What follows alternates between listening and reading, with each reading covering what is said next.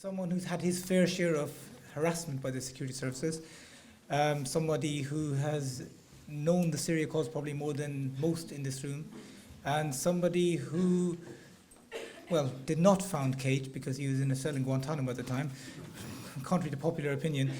But he's someone who has been at the heart of Cage since he has been released from Guantanamo. We talked about fighting till the end, and this isn't a 1 week, 1 month issue, and Brother Moazzam Begg has shown by his attitude and the way he has conducted himself since his release, both from Guantanamo and then Belmarsh, that he is in this for the long run. Some people change with the weather. Moazzam Begg, alhamdulillah, doesn't. Brother Moazzam.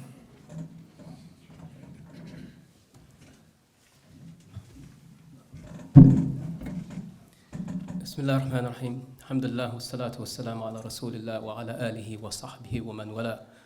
Allahumma la sahla illa ma ja'altuhu sahla wa anta taj'al al-hazna idha shi'ta sahla. Brothers and sisters, assalamu alaikum wa rahmatullahi wa barakatuh.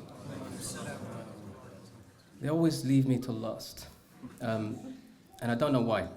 Perhaps it's because I may tell you something you've never heard before, but the truth is you've heard it all before, you've seen it all before. But let me tell you something you probably haven't heard before. One of the reasons that I ever went to Syria, ever, was because when I was held by the Americans in Bagram, they threatened that if I didn't cooperate with them, they'd send me either to Egypt or to Syria. So I knew very early on that there was intelligence cooperation between the Americans and the Assad regime. What I didn't know is that there was an intelligence cooperation between the British government and the Assad regime. I learned that when I went to Libya and had met with individuals who had been rendered with British complicity to the government of Muammar Gaddafi. So when I went into Syria, my primary role or reason to go there was to speak to individuals who'd been part of that rendition process, who'd been handed over by the Americans. And I found one case of a Briton who'd also been rendered, of somebody who'd been rendered rather by British complicity. During my time there, something happened. I met some brothers who later were taken into custody by a militia, by a group of fighters. And these fighters had taken these people into a secret detention site. These were all Muslims, by the way. And what happened is that I managed to try to get permission through the leaders of different rebel groups, some of whom I met who had been in fact themselves rendition victims, and get to go and visit these people who were being held, to try to fight for their release. While I was in the detention center, as it was a converted villa, and I was talking to one of the so-called interrogators who was from the Gulf of these men, I heard the sounds of screams, of people being whipped and tortured. And I couldn't believe it. And with tears in my eyes, I asked this man, I said, "Are you torturing brothers?" And he said, "This is not torture. This is from the Sunnah." And so they allowed me for a few moments to go and speak to one of these prisoners. They opened his cell. And the cell, I swear by Allah, was smaller than my cell in Guantanamo Bay. And the man inside was shackled. The Americans never used to shackle us inside the cells. I began to speak to him in English, but they said only in Arabic, and that reminded me that that's what they do to us here in these countries when people try to speak Arabic with their family members in prison. And then, as quickly as I'd spoken to him, they threw him back in and handcuffed him and threw him inside. But before he did that, he said one thing that echoes the importance of the work of cage prisoners. When the door opened, he looked at me and said, "Brother, when I saw you, I knew cage prisoners is on my case, and I know I'll be freed."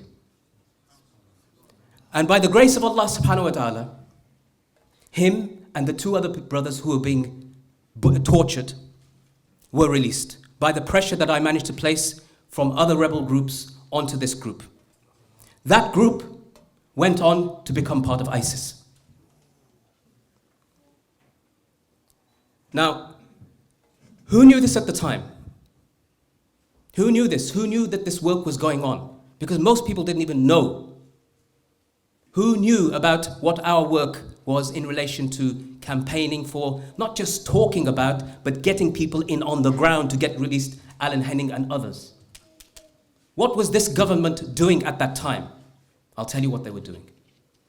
They know because I went to go and see the chief negotiator of hostages in the British government when I heard that Alan Henning had been taken into captivity. So I went to go and see him with my lawyer, Gareth Pearce, and explained to him, who was also a former senior Foreign Office minister, that I am trying to get a British hostage rescued from Syria. I don't need your help, and I'm not offering you mine. I'm simply registering with you because you've already said I'm a terrorist. That if I communicate with people over there in Syria, it is only to get this man out. I prepared a letter for Abu Bakr al-Baghdadi, which I'd written with my own hands. I'd spoken to other people. I sent a message to Abu Qatada, who himself was facing trial in Jordan, in order for him to call for the release of this man, and he did. Within 2 weeks of me doing this act, I was arrested for terrorism. What I didn't know at the time is that the British police had bugged my car. They had placed a bug inside my car and had heard and were aware of every single conversation I had, including my views on ISIS. Not because of the media, not because I cared a hoot about what they say, but because I had been a witness to what had been going on there. And from inside prison, dear brothers and sisters, from inside prison, when I saw the first images of James Foley, the American hostage who was dressed in an orange suit. And why did that resonate with me? Because I know what it's like to be dressed in an orange suit and to be threatened with execution. When that happened, I said, I know that this Alan Henning is still alive. I told my lawyer, I said, we must write to the Foreign Office immediately, urgently, now. I know how to get this man out. Because it's been done from prison before. Abu Qatada made several appeals for hostages from inside prison. And those men, every single one of them who he called for their release, was saved. I tried to do this from inside prison. The Foreign Office eventually came in to the prison, met me on a Sunday inside the bowels of Belmarsh prison. There's no visits on a Sunday. They took me to a part of the prison nobody goes to. And there with my lawyer and two people, I don't know who they were, from the Foreign Office, said, what do you propose? And I said this. I have prepared a letter to Abu Bakr al-Baghdadi calling for the release of this man based on the principle that I am a former prisoner myself, that I have been accused of supporting the Mujahideen, that I call upon him according to the Islamic principle of mercy, that this man had already been under the protection of Muslims, that he's already been declared innocent, and that appeal, if made on television in the Arabic language, would have put him in an awkward position if he didn't respond. The Foreign Office officials said, we'll take the letter from you, but we won't allow you to make this appeal. They kept asking me 3 times, what do you want, Mr. Begg, in return? And I said, nothing. I want nothing except I want my day in court. Because to be honest with you, I would rather, had it not been for the safety and security of this man that we want to get freed, I'd rather bring all of this and everything else out in court, because you will lose there. And so they walked off and they said this, we'll take your letter and we'll send it through private channels. This week, when Boris Johnson had the audacity to say to Asim Qureshi, you should be fighting for the rights of the people of ISIS's victims. I want to ask him this. What did they do in practical terms to help them? In fact, I charge them with this. They hindered and placed obstacles in the ways of people like me and Cage who were fighting for the release of this man. And after all, don't forget that anybody who has sympathies for whoever Jihadi John is, 2 of the people that he executed if you have any doubts, had embraced Islam. Two of them, James Foley and Abdurrahman Kasik. And they can argue and say, we don't know, he was pretending to be a Muslim. And I would say to them, هل شققت قلبه? Did you open and tear their hearts open and see what was inside? So I have no sympathy with them at all. But the sympathy I don't have with them is because they were executing and killing Muslims well before you even cared about them in the West. So, this is the question I have to ask of the British government. The Turks, who had over 50 hostages, managed to get them freed, every single one of them. The Europeans, who had numerous hostages, who brought out testimony that these men had practiced Islam, they'd converted to Islam and were sincere. That's how we know the story. They were freed. They got their people freed. So I ask again, Britain and America, once again, these two culprits, what did you do? And I charge them again. How come you didn't save your people like they saved their people? And they have a lot to answer for. So stop pointing the fingers of Cage, because wallahi al-azim, the thing they've never liked about us is this. They keep telling us they watch us, and we say, so what? We're watching you right back. Dear brothers and sisters, think of this, that the vilification that we keep receiving from these people has now stopped hurting and actually began to feel for us, it's begun a sense of honor. There's a statement of Ali radiallahu anhu. He said, if you want to know where the people of truth are, just follow the arrows of the enemy. And this is what's going on. Fire your arrows. Fire away. We're ready. And we say, as the Sahaba said, Allahumma laka al-utba hatta tarda. Oh Allah, to you is our sacrifice until you're pleased. Khudh min dima'ina hatta tarda. Take from our blood until you are pleased. The time, brothers and sisters, of sacrifice has come. In fact, it's been around for a long time. As Malcolm X says, he said, if you're not prepared to die for it, take the word freedom out of your vocabulary. And this is what we have to be prepared for the sacrifices, because they are coming, and we are the sacrificial lambs. And before anybody starts saying that this is all about Muslims and all about to us and them, no, it's not. We are the people. The cage prisoners are the organization, the sole organization in this country, Muslims or otherwise, that brought over our guardsmen, people who had been responsible for jailing us in Guantanamo, who had been responsible for keeping us in prison as our children were born. And we brought them over here and welcomed them as friends. Are you ready to reciprocate, America? Britain, the two people that we'd invited over, two former soldiers, and you'll remember this, Asim, is that each one of these that had come over to the UK was detained for 9 hours at the airport because they didn't want these soldiers, these former soldiers, to come and stand on the platform with us. Whose initiative was that? The government, who wants to talk about equality and plurality and about freedom and human rights? This government and the previous government are the ones who gave us ISIS. I'll say that again. MI6 isn't responsible for making Jihadi John execute those men. Of course they're not. They're responsible for something much bigger. They're responsible for the creation of ISIS that gave him the order to execute. Why do I say this? I told you before, dear brothers and sisters, that when I was in Bagram, they said to me, if you don't cooperate, we'll send you to Egypt or to Syria. As we have sent a man called Ibn Sheikh al-Libi. And Ibn Sheikh al-Libi was a Libyan man who was tortured in Bagram and then sent to Egypt, where he was waterboarded and electrocuted, and he was made to give a confession that was used by the Americans as a justification to invade Iraq. As a result of that invasion, Abu Mus'ab al-Zarqawi came in and set up his organization, Al-Jama'at al-Jihad wa Tawheed.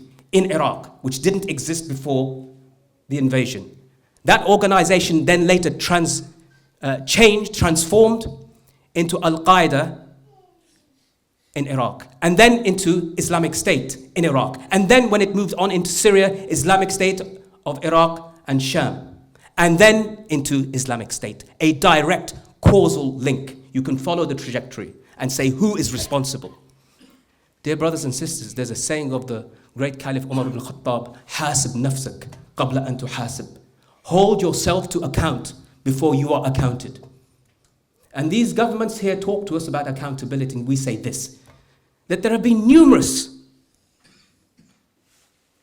inquiries ordered by the Prime Minister into the actions of British government complicity in torture.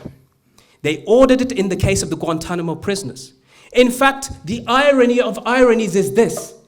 Cameron ordered the day after Asim came on television and said that the behavior of the intelligence services must have contributed towards the actions of Emwazi. David Cameron ordered an inquiry the following day into allegations that British intelligence was complicit in the torture of Michael Adebolajo in Kenya. How ironic. And I can promise you that he will be ordering the same thing in the case of Emwazi. But we know that these inquiries are entirely and completely hollow. They are meaningless. They're just ticking boxes. But it's okay, because the people will begin to see, as people said before here, that when I was busy setting up cage prisoners from inside Guantanamo,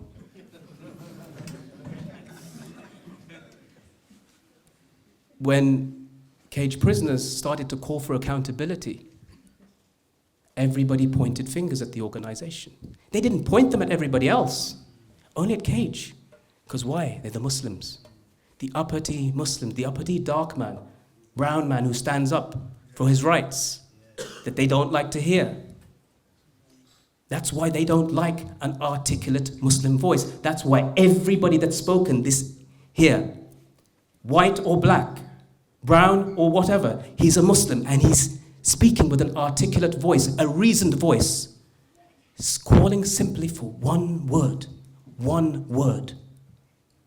accountability. And that's one word that power doesn't like. And through the history of this country, as the Sheikh has said before, that this country has changed in a way that even we don't recognize. You're our elders, and you were taught by your elders about values. We don't recognize it anymore. We don't know where we are anymore. It has changed so much that if Britain was to look at itself in the mirror, it wouldn't see Britain anymore. It would see an old, withered, horrible, mean-looking version of itself. So Britain needs a make-up job. And our job and role, dear brothers and sisters in this country, is to help to make that happen. We are here. There is nothing wrong with that. There's nothing wrong with us being Muslims. There's nothing wrong with us being Muslims in Britain. There's nothing wrong with us identifying ourselves as British Muslims. The Sahaba to this day, we remember the Sahabi, Suhaib al-Rumi, not Suhaib al-Makki or Suhaib al-Madani. We remember Salman al-Farsi. We remember Bilal al-Habashi. All of these great Sahaba from countries that were even at war with Islam. We are part of this country. And as long as we're as part of this country, we have a duty to stand up for justice, to speak out against injustice, to ensure that there is no oppression neither from us or to us. As Allah says in the Quran, لا تظلمون ولا تظلمون. The Prophet ﷺ said, يا عبادي إني قد حرمت الظلم على نفسي وجعلت بينكم محرما فلا تظالموا. O my worshippers, I have made for you oppression haram, forbidden. And I've made it forbidden upon myself. So do not oppress. So dear brothers and sisters, inshallah, ensure that as long as we're here, as long as we are able to, as long as there's a breath left in our body, that we stand up for the truth, we stand up for Islam, we stand up for our brothers, and we stand up against oppression. And I will inshallah end with just 2 du'as, simple du'as, but one that we need right now. Allahumma fuqqa qayda ikhwana al-ma'surin wa ruddahum ila ahlihim salimin. Oh Allah, free our imprisoned brothers wherever they are and return them back to their families. Allahumma ahlik al-zalimina bil-zalimin wa akhrijna min bayni aydihim salimin. Oh Allah, strike the oppressors with the oppressors and bring us from between their hands safe and sound. Wa akhiru da'wana and alhamdulillahi rabbil alamin.